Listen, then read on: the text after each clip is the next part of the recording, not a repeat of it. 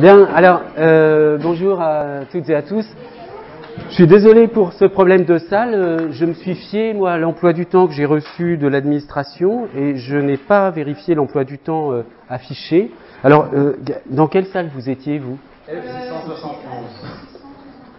Selon les indications aussi de l'administration. Voilà. 671. Bon, bah, écoutez, F671. On se retrouvera. Je vais poser la question et puis on vous informera, la scolarité vous informera laquelle des deux salles sera définitivement la bonne, soit celle-ci, soit. Elle était libre cette salle. Oui. En général, enfin, bon, bref, c'est quand même un luxe, hein, parce que souvent on a du mal à trouver des salles. Là, il y a deux salles de libre sur le même créneau. Bref, alors.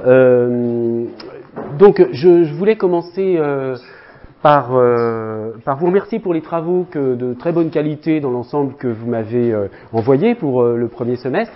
Donc, nous allons poursuivre, approfondir au deuxième semestre. Alors, nous allons poursuivre notre exploration dans le champ des linguistiques cognitives à partir donc de cette liste de thématiques. Alors, nous avons travaillé pour l'instant sur, et largement assez longtemps, sur les notions de prototype et de catégorisation.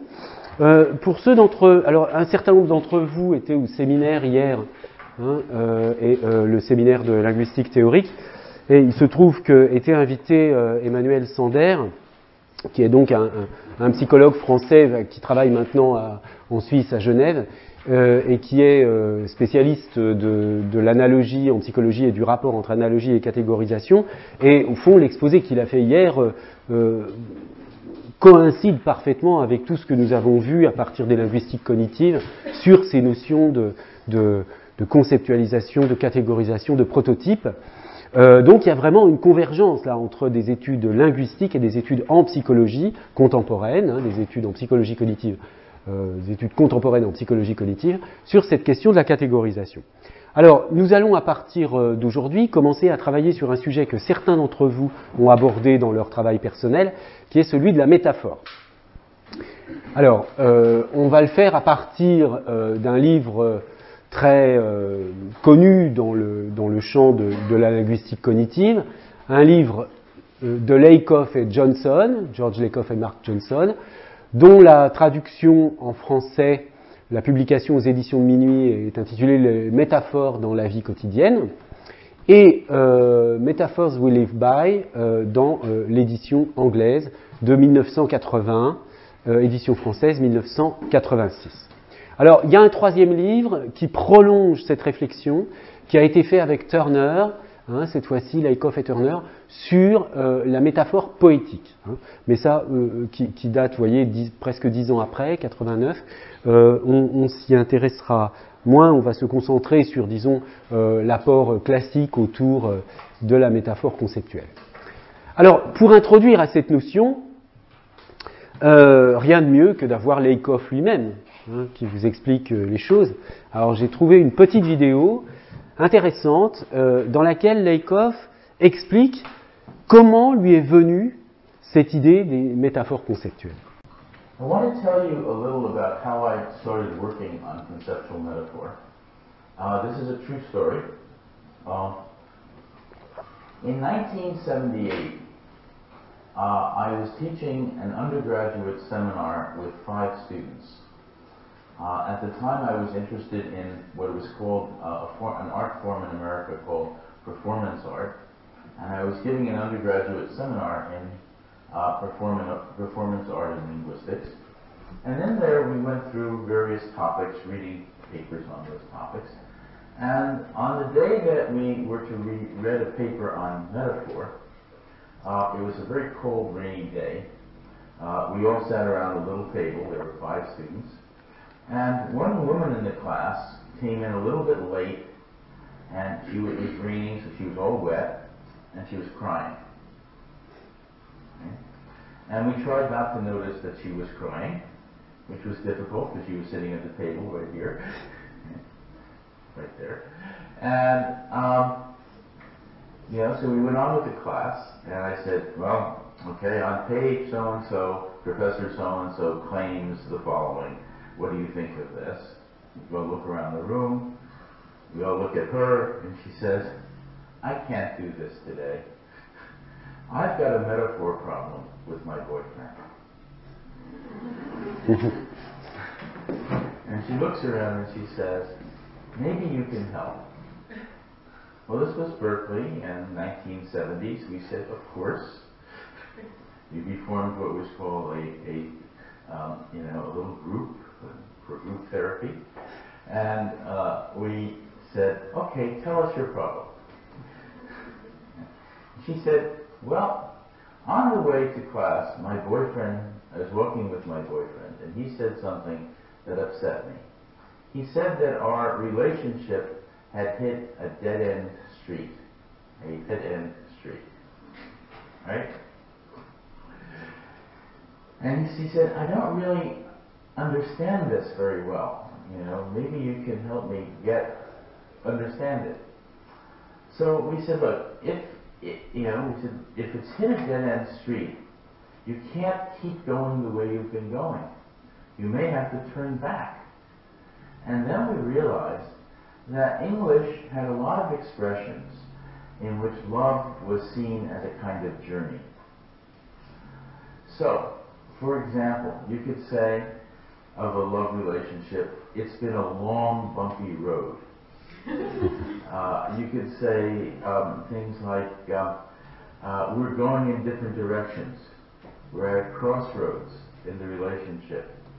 You could say the marriage is on the rocks. It's off the track. We're spinning our wheels. And even an airplane image, we may have to bail out. Take a parachute. Now, and by the way, being a linguistics professor, I dutifully wrote down all of these expressions and made a list. And I said, gee, this is an interesting list, Is there a generalization about this list? I mean, that's the question a linguist would ask. What is the generalization here? And we looked at this list and we said, well, in every case, love is seen as a journey. The lovers are the travelers. Okay? Well, what is the love relationship? The love relationship is the vehicle. Sometimes it's a car, sometimes a boat when you're on the rocks, a train when you're off the track, a plane when you're bailing out, but some kind of vehicle. Okay? So love relationship is a vehicle. Write down love relationship, vehicle. What about this journey? Where are you going? Well, you have common life goals, and the common life goals are the destinations that you're trying to reach in this journey. Common destinations. So, common life goals, destinations. Okay. And what about why do you keep hitting dead-end streets and spinning your wheels? Well, these are difficulties in the journey.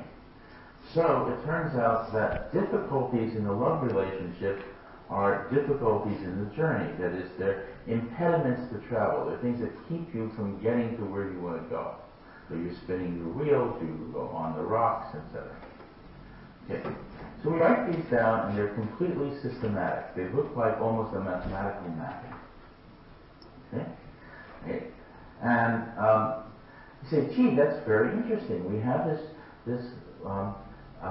this generalization that looks like a mathematical mapping about these different expressions.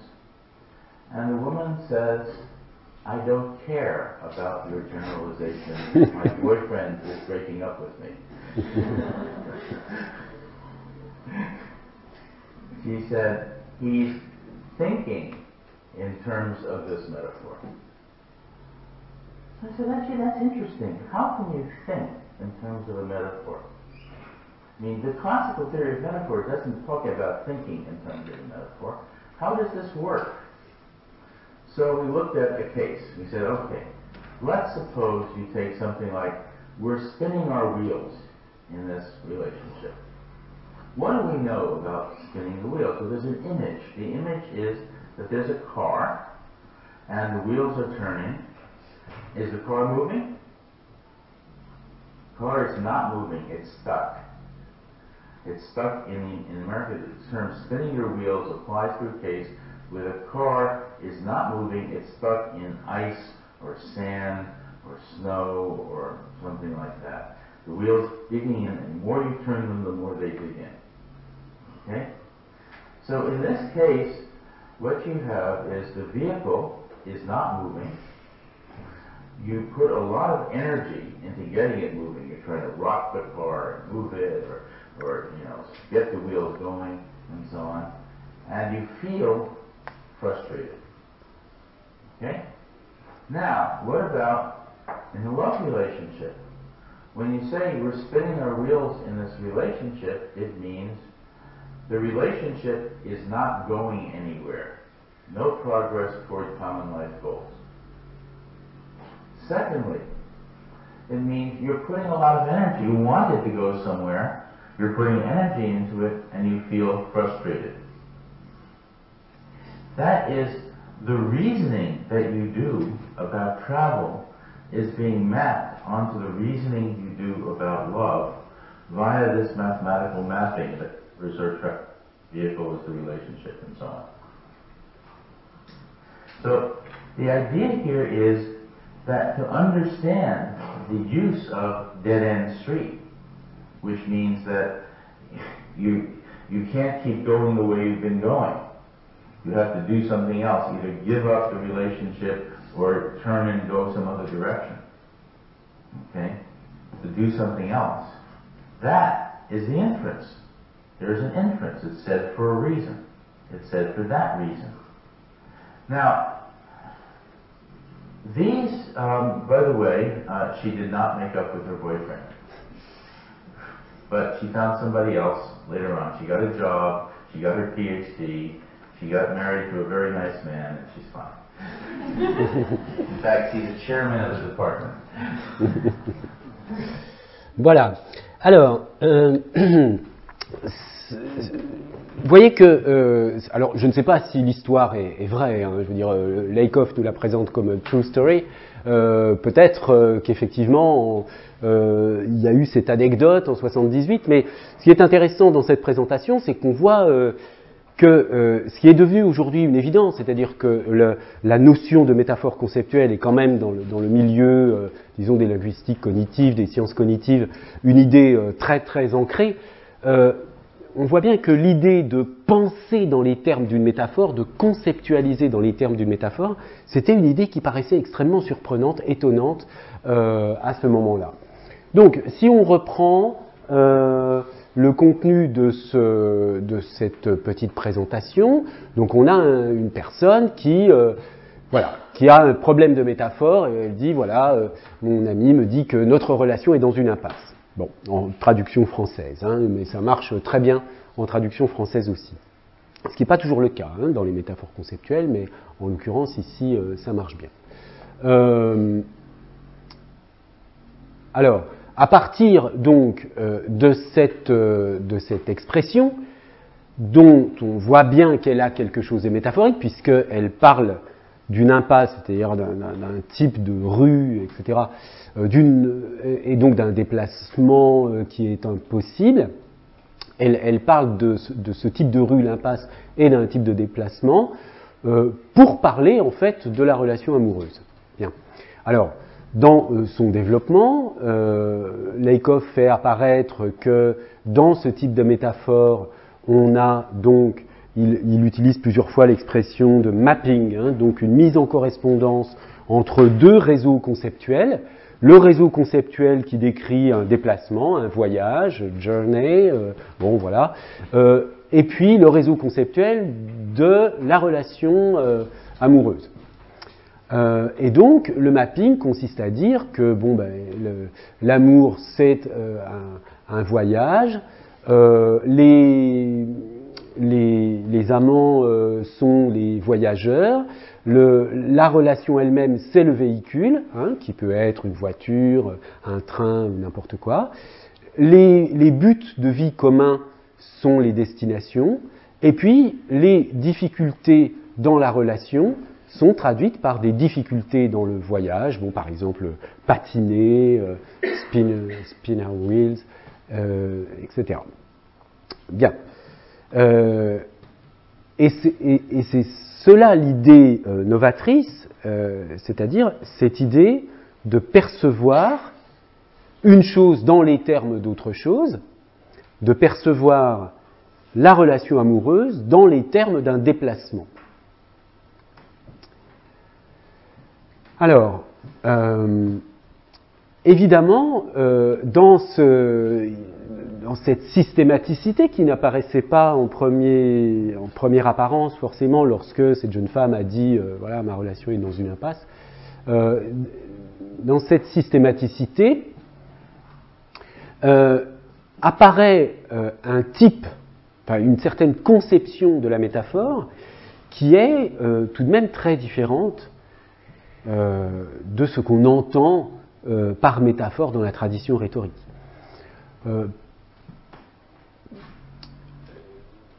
Dans la tradition rhétorique, la métaphore est principalement une affaire de mots, alors que du point de vue de Laïkov, disons cette notion de métaphore, c'est pour ça qu'on précise de métaphore conceptuelle, il n'est pas tellement question de mots, il est surtout question de concepts. Alors, l'idée donc est la suivante, le raisonnement au sujet du voyage, donc tout un appareil conceptuel qui concerne notre façon de conceptualiser le voyage, est projeté sur notre conceptualisation de l'amour.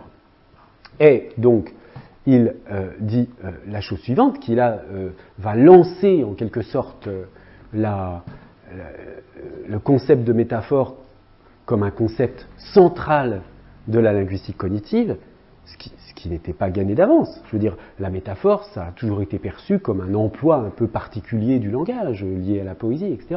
Là, ce que Laïkov tente de montrer, c'est que la métaphore est vraiment au cœur de notre système conceptuel.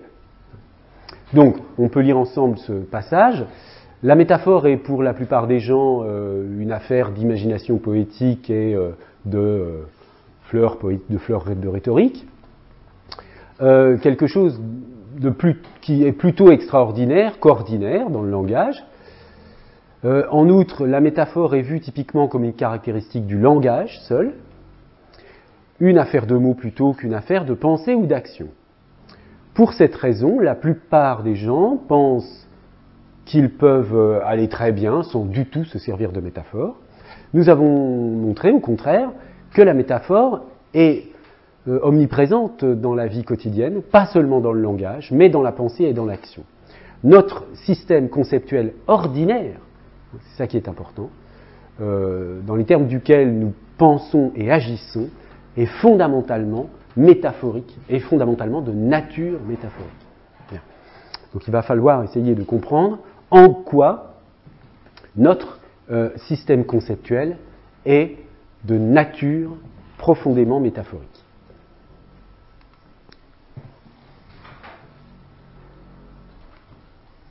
Alors, regardons d'un peu plus près les différents exemples qui sont donnés dans le livre de Laïkov au sujet donc de cette métaphore conceptuelle, l'amour est un voyage. Elles sont formulées de cette façon-là, en majuscule. C'est la formulation usuelle dans ce type de littérature de la métaphore. On écrit en majuscule, la métaphore conceptuelle. Donc, Love is a journey en anglais et l'amour est un voyage en français. Et donc, dans le livre de Laïkov et Johnson, vous avez toute une liste d'expressions donc, qui se traduisent plus ou moins bien de l'anglais au français. Look how far we've come, regarde à quel point nous en sommes arrivés, ça marche assez bien. We're at a crossroads, nous sommes à la croisée des chemins. Nous avons fait pardon. Nous avons fait un long chemin ensemble et maintenant nous allons suivre des chemins distincts. Vous voyez que là la traduction en français est beaucoup plus lourde qu'en anglais. et c'est une équivalence approximative. Nous ne pouvons plus revenir en arrière, là les deux formulations sont parallèles. Je pense que cette relation ne mène nulle part, même chose. Où en sommes-nous? Where are we? C'est pareil. We are stuck. Voilà. Voilà. Là, on retrouve notre relation où notre amour est dans une impasse. Oui.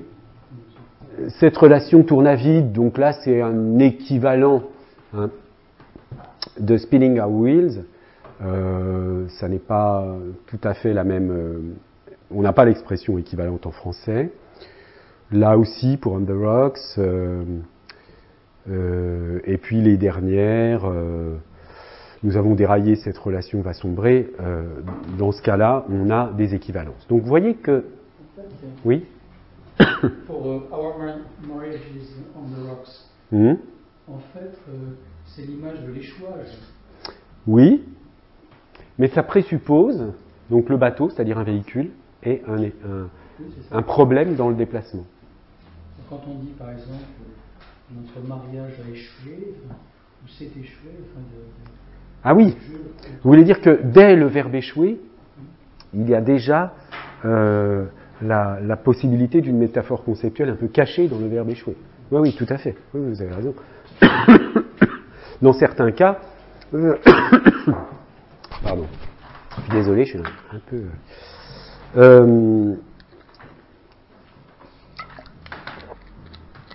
Disons que c'est une des caractéristiques essentielles de cette approche, c'est que ces métaphores conceptuelles, on ne les voit pas. On les perçoit quand un linguiste vous les met sous le nez, vous les met en évidence, mais spontanément, on les utilise sans se rendre compte du tout qu'on utilise des métaphores. Alors, voyons une autre citation qui nous fait avancer un petit peu dans l'approche de la métaphore conceptuelle. Les concepts qui gouvernent notre pensée ne sont pas seulement une affaire intellectuelle.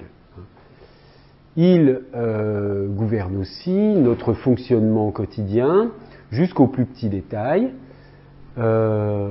Nos concepts structurent ce que nous percevons, comment nous agissons dans le monde et comment nous entretenons des relations avec d'autres personnes. Notre système conceptuel joue donc un rôle central dans la définition de nos réalités quotidiennes. Si nous avons raison de suggérer que notre système conceptuel est largement métaphorique, est métaphorique par nature, profondément métaphorique, il s'ensuit que la façon dont nous pensons, ce dont nous faisons l'expérience et ce que nous faisons chaque jour est vraiment une affaire de métaphore. Donc, ici, évidemment, là encore, cette citation peut nous apparaître aujourd'hui comme une évidence, parce que cette idée que nous percevons selon notre mode de conceptualisation est une idée qui est maintenant qui fait partie, si vous voulez, de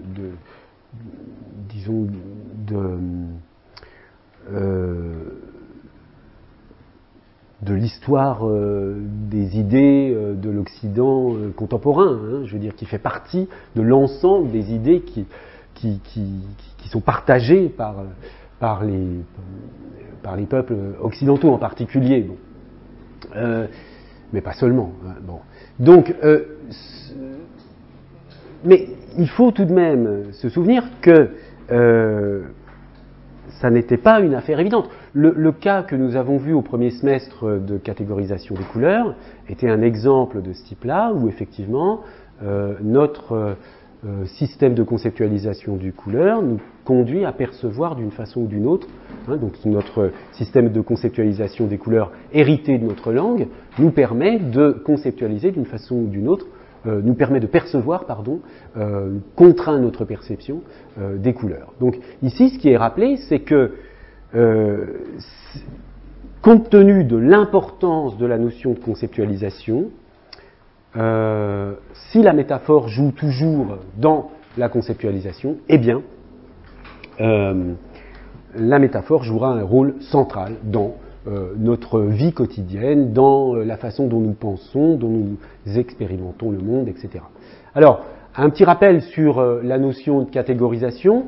Je vous laisserai lire ce passage, hein, je ne vais pas le commenter ici parce que comme on a commencé en retard, mais donc c'est simplement pour rappeler l'idée que la notion de catégorisation est au fond un peu un équivalent de la notion de conceptualisation.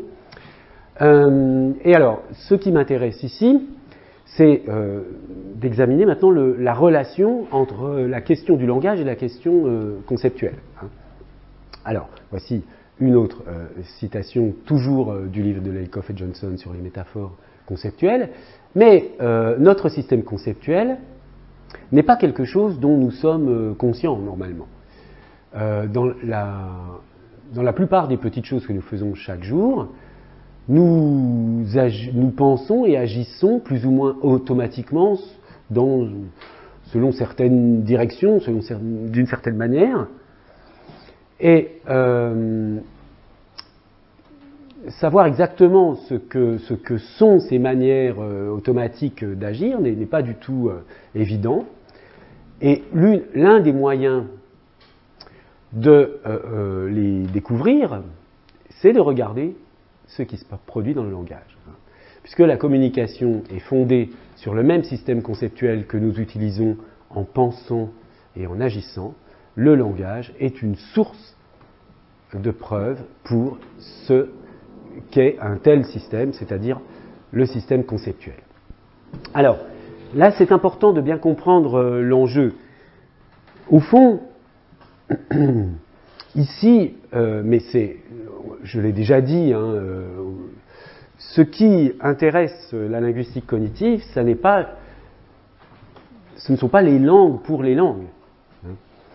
Contrairement à la linguistique, disons, structurale, l'héritage, si vous voulez, saussurien, où on travaille, disons, sur des systèmes de langue et sur des méthodologies spécifiques à l'analyse de ces systèmes. Ici, ce qui nous intéresse, ce qui intéresse Lakoff et ce qui intéresse les spécialistes de linguistique cognitive, c'est de se servir du langage comme indice de la structuration conceptuelle. Donc oui, on s'intéresse au langage, mais pas pour décrire les langues, c'est pour décrire le système conceptuel des êtres humains qui parlent ces langues, sans que nécessairement ces systèmes conceptuels soient les mêmes pour toutes les cultures. C'est parfois une objection qu'on fait, mais ce n'est pas du tout le cas. Donc l'analyse linguistique est bien conçue comme un accès au niveau conceptuel. Alors, il y a un autre exemple célèbre qui est Argument is war, la discussion c'est la guerre. Alors vous voyez comment Lakoff procède, de la même façon que dans le cas de L'amour est un voyage, on remarque que la façon ordinaire de parler d'une discussion met en œuvre des expressions, des mots qui évoquent une autre réalité. Lorsque je dis your claims are indefensible ou vos affirmations sont indéfendables, je véhicule par indéfendable l'idée de attaque, défense, etc. Il a attaqué chaque point faible de mon argumentation. Là aussi, la façon de parler d'une argumentation est la façon naturelle, spontanée. C'est pas de la poésie, c'est pas de la métaphore poétique, c'est de la façon spontanée de parler d'une argumentation, met en œuvre un système conceptuel qui est celui de la guerre, c'est-à-dire de l'affrontement, on pourrait dire. Pour simplifier, on dit c'est la guerre, mais alors on a toutes sortes d'expressions qui le montrent. Ces critiques visées droit au but, bon là c'est un peu limite comme exemple, mais c'est limite comme exemple. Peut-être que l'idée de cible, target en anglais, évoque plus facilement le combat, que dire simplement droit au but en français. Bon, j'ai démoli son argumentation, donc démolir. Je n'ai jamais gagné sur un point avec lui. Tu n'es pas d'accord, défends-toi. Si tu utilises cette stratégie, il va t'écraser. Les arguments qu'il m'a opposés ont fait mouche. Bon, donc on voit bien ici, de nouveau, que le concept de discussion est construit à travers le concept de guerre. On voit une discussion comme une guerre. Alors, je précise la chose suivante. Il est important de voir que nous ne parlons que... nous ne faisons pas seulement parler d'arguments en termes de guerre. Hein. Ça, c'est un point très important. Il ne s'agit pas simplement de dire qu'on parle d'arguments en termes de guerre, mais qu'on conceptualise en termes de guerre. Nous pouvons en effet vaincre ou perdre des arguments, mais nous voyons la personne qui argumente comme étant un opposant. Nous attaquons ses positions, nous nous défendons, nous gagnons ou perdons du terrain, nous planifions et utilisons des stratégies. Si nous avons une position indéfendable, nous pouvons l'abandonner et prendre une nouvelle ligne d'attaque. Beaucoup de ce qu'on peut beaucoup de ce qu'on fait en argumentant est structuré partiellement par le concept de guerre. Bien qu'il n'y ait pas de bataille au sens physique, il y a une bataille verbale. Et la structure d'un argument, attaque, défense, contre-attaque, etc., reflète cela. C'est en ce sens que argument is war, la discussion c'est la guerre, cette métaphore est une métaphore, alors, that we live by in this culture. Donc vous voyez le titre, Metaphors we live by. Hein. C'est l'idée que, rappelez-vous, cette notion d'expérientialisme. L'idée c'est que il ne s'agit pas juste d'une sorte de conceptualisation abstraite, mais notre expérience vécue de la discussion se fait en termes de guerre. Vous voyez, donc, il y a trois confusions à ne pas faire. Premièrement, cette affaire de métaphore conceptuelle n'est pas une affaire seulement de mots, mais les mots sont juste des indices pour remonter au concept. Et deuxièmement, ce plan conceptuel ne doit pas être perçu comme un plan purement rationnel, détaché, non expérientiel. C'est un plan. Les concepts dont il s'agit ici sont des concepts vécus, en quelque sorte. Hein. Ce sont des métaphores avec lesquelles nous vivons, c'est-à-dire les expériences humaines que nous avons, elles sont conceptualisées par ces métaphores. Et donc c'est comme ça que nous percevons les choses. Alors, un point de comparaison intéressant, il dit, imaginons une culture dans laquelle une discussion serait vue non pas comme la guerre, mais une discussion, il y aurait une métaphore, la discussion c'est une danse. Une discussion c'est une danse. Eh bien, évidemment, on ne verrait pas du tout cette action comme une discussion. Hein. Nous, on ne percevrait pas des gens qui parlent et qui se feraient comme quelque chose comme une danse, on ne le percevrait pas comme une véritable discussion, mais comme peut-être du chant ou je ne sais pas, autre chose. Et donc, la définition, si vous voulez, centrale de la métaphore est celle-ci. Hein. L'essence de la métaphore, c'est le fait de comprendre et d'expérimenter une certaine sorte de chose dans les termes d'une autre sorte de chose. Et ça, on y reviendra, mais c'est en fait une définition spécifiée de l'analogie. Hein. L'analogie, d'une manière générale, c'est percevoir une cible en fonction d'une source, mais la métaphore on verra plus tard, c'est un cas particulier d'analogie. Hein. Ça a à voir avec disons que s'il y a quelque chose de central au fond, ce qu'on peut dire aujourd'hui, si vous voulez, hein, Là, on est quand même, là c'était dans les années 80, donc ça fait quand même bientôt 40 ans. Il y a un peu d'eau qui a coulé sous les ponts. Ce qu'on dirait aujourd'hui, c'est pas tellement que ce sont les métaphores qui sont centrales dans la conceptualisation humaine, mais c'est l'analogie qui est centrale dans la conceptualisation humaine. Et la métaphore n'est qu'un cas particulier de mise en œuvre. La métaphore conceptuelle, au sens où l'entend Lakoff, n'est qu'un cas particulier de mise en œuvre de processus analogiques. Bien. Alors, écoutez, on va s'arrêter là pour aujourd'hui. On a eu une séance un petit peu raccourcie à cause de ce problème de salle. Donc, surveillez bien vos mails ou les affichages. Je vais me renseigner dès cet après-midi pour que nous n'ayons pas le même problème la semaine prochaine.